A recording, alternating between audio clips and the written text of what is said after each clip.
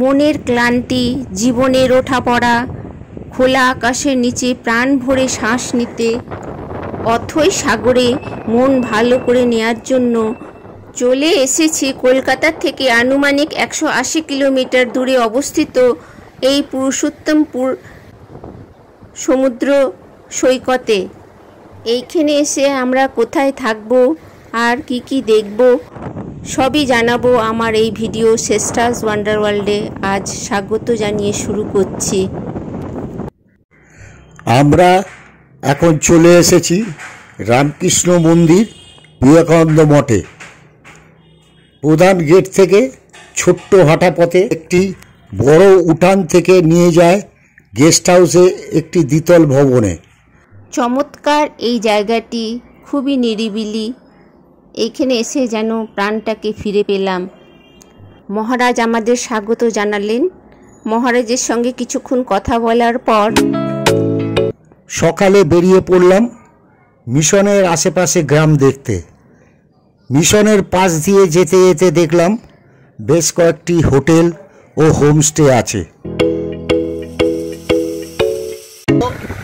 Ramakrishna Vivekananda mission Barrackpore branch মন্দারমণিতে যাচ্ছে।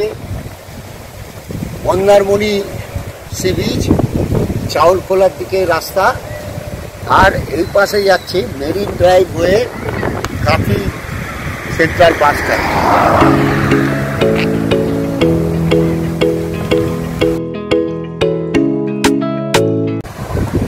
এই রাস্তাটা মিশনের উল্টো দিকে রাস্তা, কাঁচা রাস্তা। এই রাস্তা দিয়ে সোজা 2 মিনিট সি বিচ মন্দারমণি।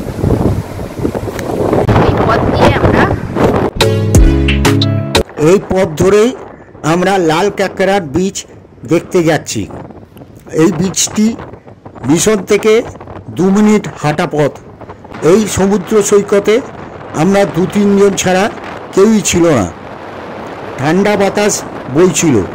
শহরের জীবনে ব্যবস্থার থেকে দূরে এই নির্জন সৈকত ধরে হাঁটা একটি স্বর্গীয় অভিজ্ঞতা।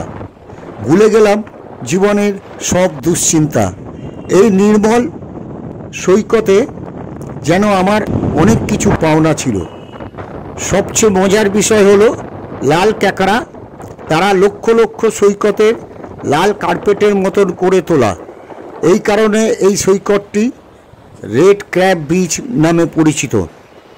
যদিও ক্যাকড়ার সৈকত খেলছে, কিন্তু আশেপাশে কোনো শব্দ অনুভব করার সাথে সাথে তাদের গর্তে লুকিয়ে যায়। এইবার আমরা হাঁটতে হাঁটতে কিছুটা এগিয়ে গিয়ে দেখলাম পাশেই কটেজ